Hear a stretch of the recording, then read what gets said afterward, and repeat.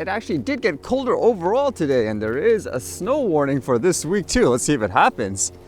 And what's going on today? There's tons of news everywhere about that US inauguration for the US president. And with that in mind, actually, it was kind of interesting as here there was a dispute of sort where they said the US will potentially put things like tariffs on Canada if they didn't protect the border. So apparently here the RCMP purchased drones, but they were DJI ones from what I gather, and that might not fly, I guess, with the US. This one says Canada has purchased unusable Chinese drones at the border. There's a lot of talk in the US where they may potentially ban all Chinese-made drones, like from these companies, DJI for example. It says the Royal Canadian Mounted Police believed it was doing well by buying drones to monitor the border with the United States, but it chose a Chinese brand that Americans no longer want to see fly, Radio Canada learned. And it says here specifically that the organization has bought DJI drones, and apparently somebody from the inside told them that they're not allowed to use them at the border. And they do mention how in the US, the new president now, Donald Trump, was really heavily invested in making sure it's America first per se. So it makes you wonder what's going to happen in that case in terms of them using drones on the border. Will they have to buy, let's just say, American-made drones to actually do that? It says, Mr. Trump shook the Canadian political class and economic circles at the end of November when he brandished the threat of imposed tariffs of 25%. This tax, he said, will remain in force until drugs, especially fentanyl, and all illegal immigrants stop this invasion of our country. And apparently this is a quote from, I guess, that anonymous source, somebody working in the RCMP. It says, DJI drones are excellent, but they cannot be used because the real reason is that the American authorities do not want to see Chinese drones on the edge of the border. In recent weeks, the US government has launched a public consultation with the aim of banning, ultimately, the sale of drones from China. And from reading this too, it sounds like they really rushed the purchase of it, spending about, $10,000 without any form of consultation, I suppose? Was it on sale or something? But yeah, it's kind of interesting in that regards, huh? Will they just use it for something else? Although here in Canada, when it comes to the RCMP and using drones, as you know, they were the ones that crashed into manned aircraft. And in that regards, I wouldn't be surprised if the US says, hey, you guys don't fly the drones at all. I never even actually thought of that in terms of a security point of view anyways, because when you talk about things like banning Chinese-made drones in the US, you could argue, well, we're here in Canada, for example, if you're using it for a recreational or commercial, then it's irrelevant. But like in this situation, if it's some kind of partnership, I suppose, with, let's just say, a US company or an organization or whatever, would that actually be a factor where they'll say, nope, you're not allowed to use that here afterwards, so you'll have to buy a different product? That's kind of interesting to think about anyways in terms of an investment. And then this sounded kind of interesting. Imagine, I guess, controlling the drone without a controller or anything like that, just with your mind per se. I've heard of stuff like this for other applications before. It says brain implant lets man with paralysis fly a virtual drone by thought.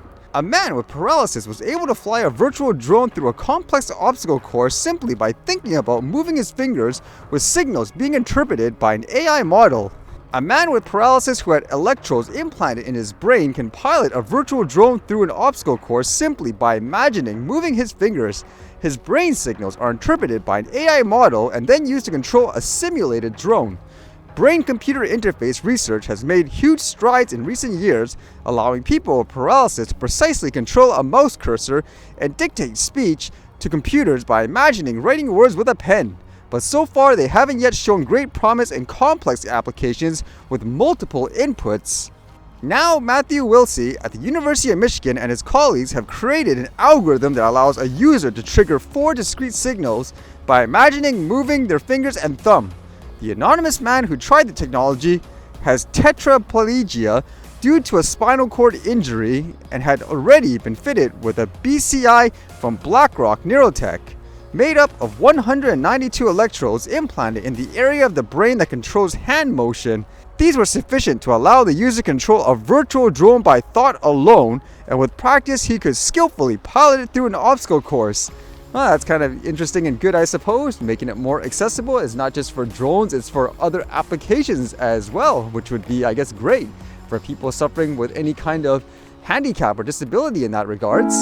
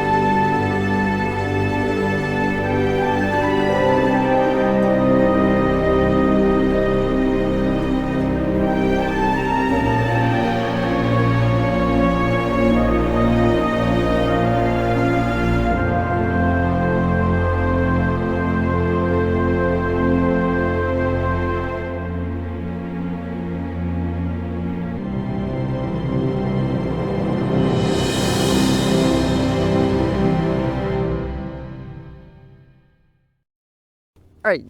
See you guys later.